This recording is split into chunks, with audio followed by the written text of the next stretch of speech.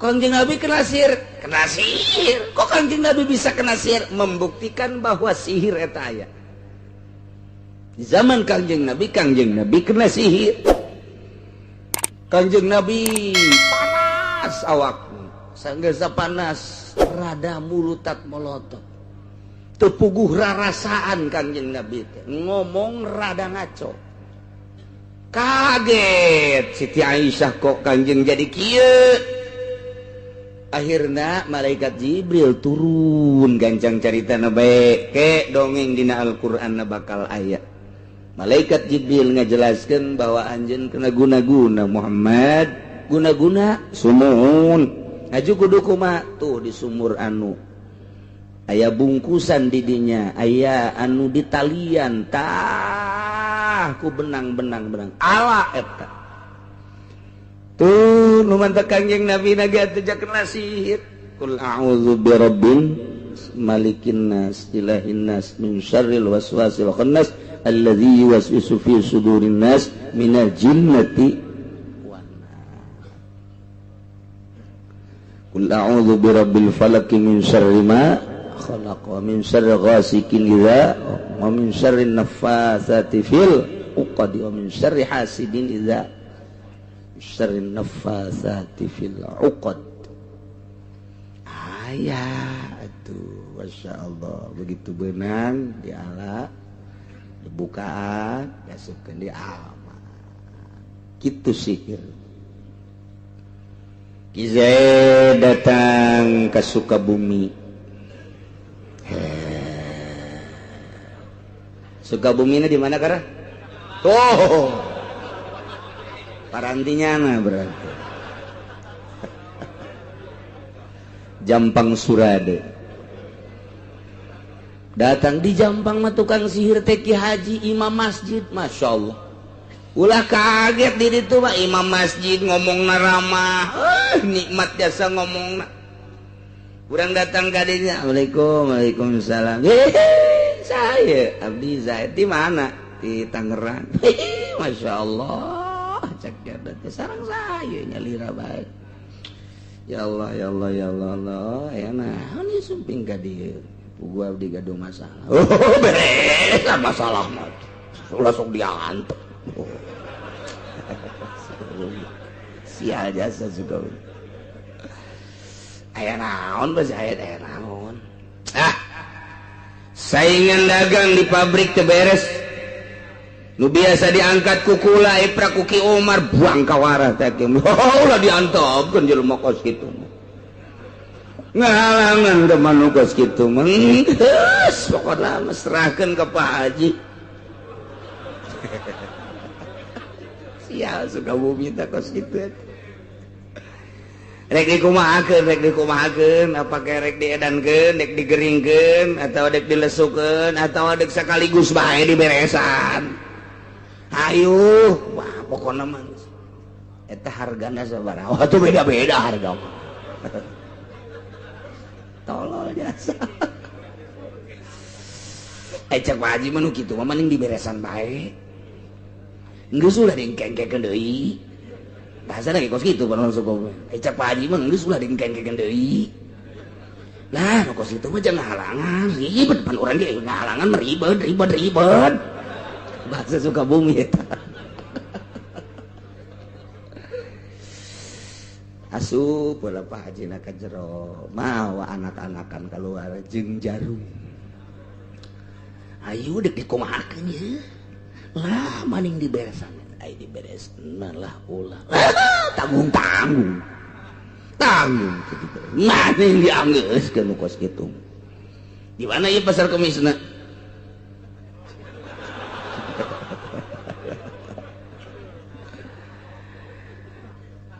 Terep.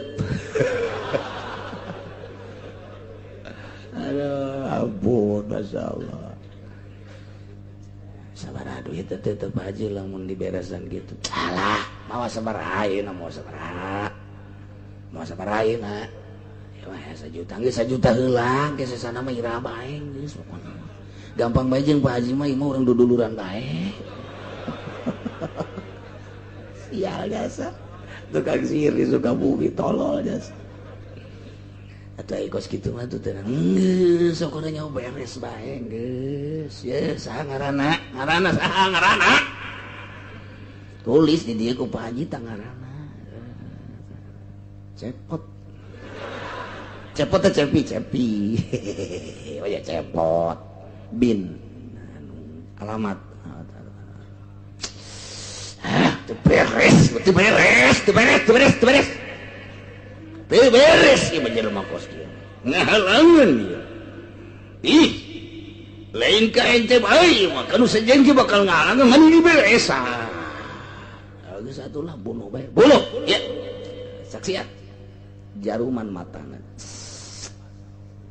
hiji deui terus irungna otakna di luhur embun-embunan terus ka dieu biak kabeh tuh geus balik ka ditu balik geura ka ditu coba deuleu ka ditu deuleu deuleu tanggis ngagoleh balik ke Zaid naik kijang nopang bener liwat kayak macam pikir digulung-gulung kunaon eta nanya deh tolong tak Zaid nyaho cenah ngadadak ieu datang kieu bae ji ngadadak satu turun biasanya anak kadinya biasa terus ka ieu mah ngarokok hae ya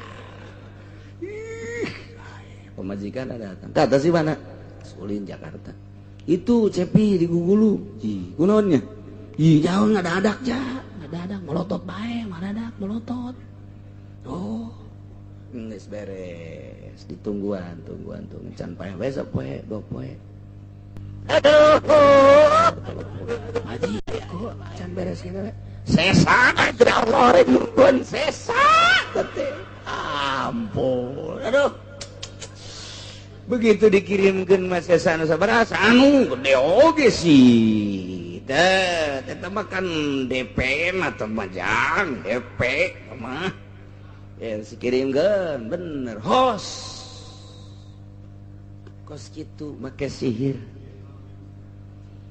lantaran keluarga Cepi teh aya pangalaman asa teu sawajar bapa teh paeh kieu-kieu teuing disebut jantung nasehat paru-paru nasehat darah teu boga darah tinggi darah rendah teu aya kadaharan eueuh di pantangan bener aya nasib bati Gusti Allah ngandek neangan sababna bae ulah sambatkan yaya cek anak ki Cepi teh aduh mun kanyahoan can kanyahoan ulah ka dikubur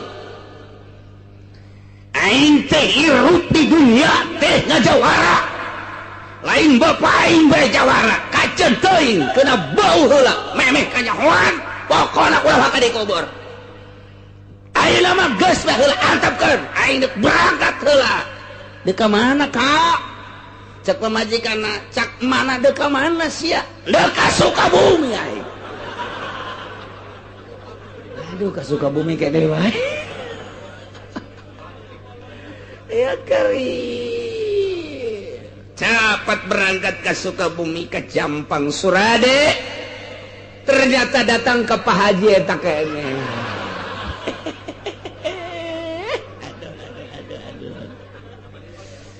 Waalaikumsalam di mana Cep abdi di pasar Kemis ya naon ente abdi mah ka dieu teh ieu gaduh masalah beresan masalah ulah dingkekeun ribet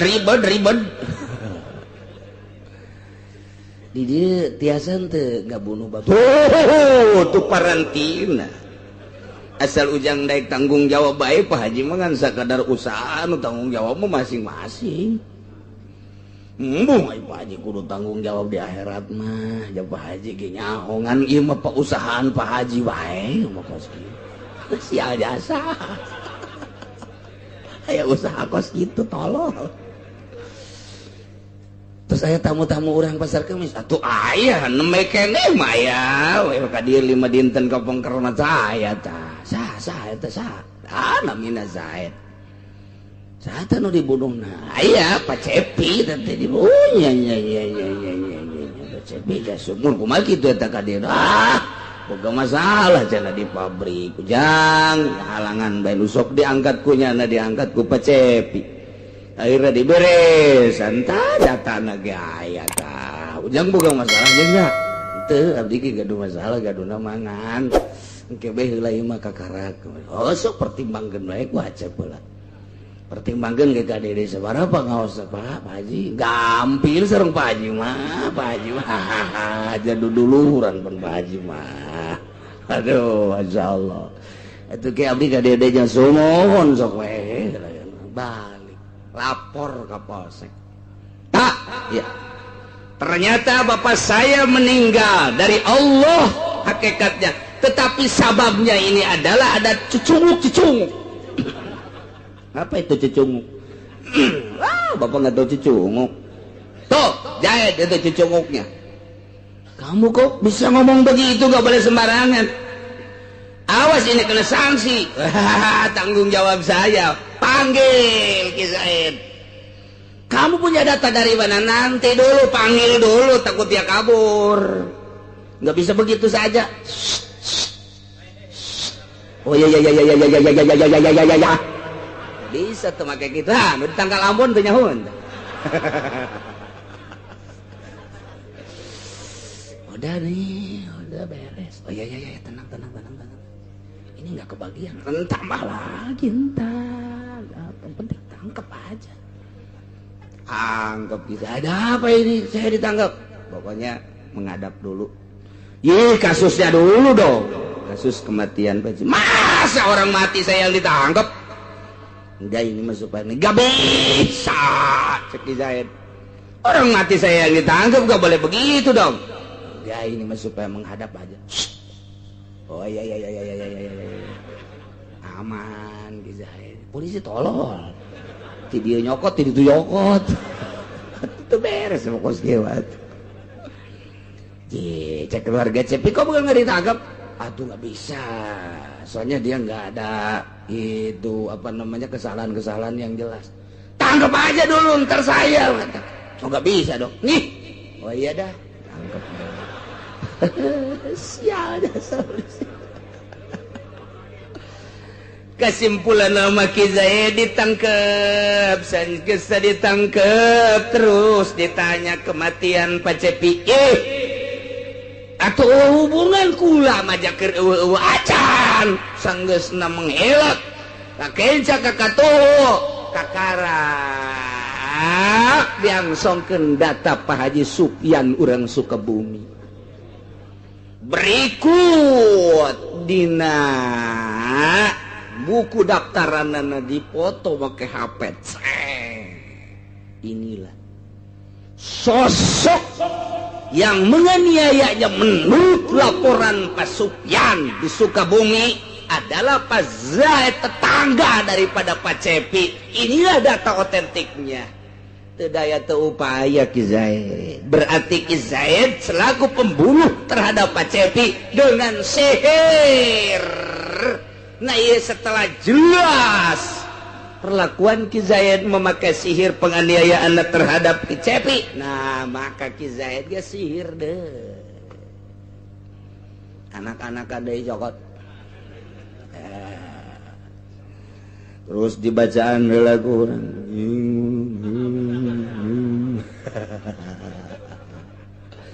Antawadat atas nama Cepi, matana colok. Aduh. Mata anak-anak kan udah dicolok nama Cepi nama itu di polsek colok deh itu daya tuh Pak beresan beres kos gitulah sihir Masya Allah karimnya ya Allah ya Rabbi kos gitulah hukum nu berjalan di luhur bumi menurut aturan Al-Qur'anul Karim. Pabi Sepin pedang deui. Wa kadza kitu kedeh model sihir khamrun ku arak.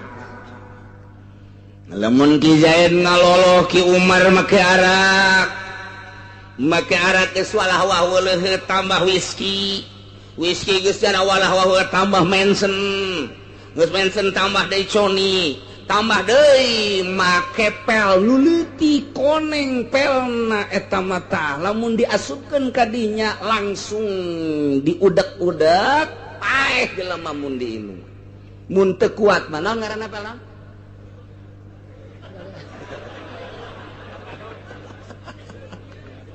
paranti mabok teh kapan aya ekstasi nu kuari mah baheula mah ngaranna teh kitu aya BK baheula mah aya molib baheula mah aya yuriahib baheula mah aya ngaran-ngaranna pokoknya kieu nyaho atuh bahasa cak polisi pengedar banteu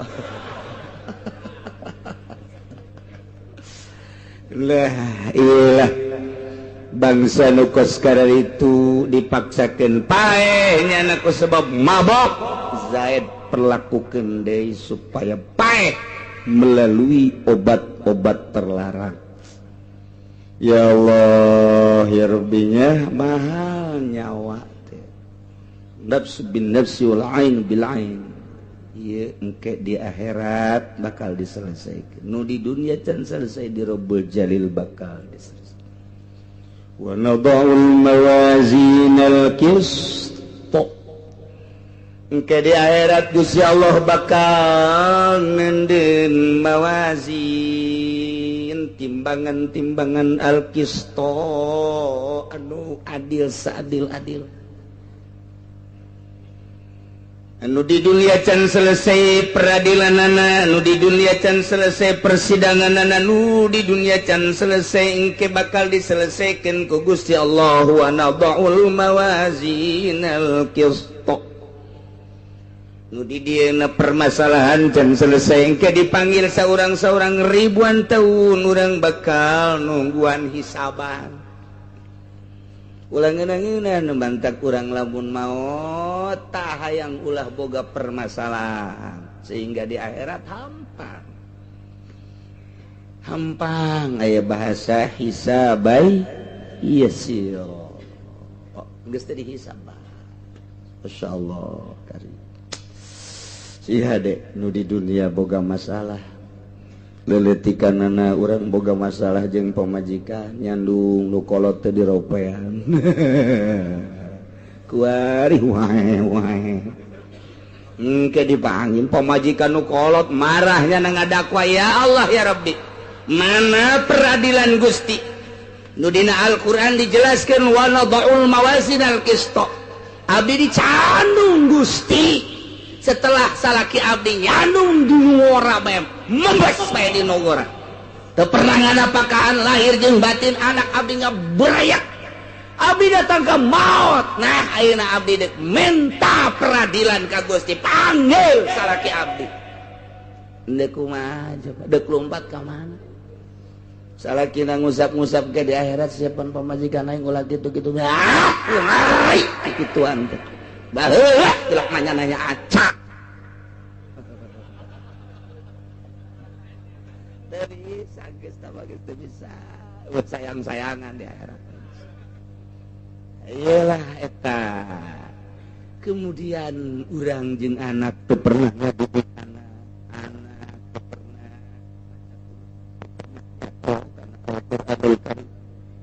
kemudian anak tergelincir ka neraka cak anak ya Allah ya Rabbi abdi kudu ka neraka lah Gusti kudu ka neraka sosoranganan mah lantaran pan abdi ka neraka teh meureun teu ngarti kana agama nu matak abdi teu ngarti kana agama pan kolot abdi teu pernah masantrenkeun ka abdi sugan ngawurukan Al-Qur'an sugan masantrenkeun sehingga abdi toto dina agama teh nyaho wudu teh nyaho salat teh nyaho bener lantaran bapa abdina ngan nyakolakeun bae abdi kudu ka neraka sorangan teu bisa tatap kudu jeung bapa abdi rasakeun wa nada'ul mawazinal qist Bapak Zia saha Haji Ahmad orang mana sih Cikupa pasar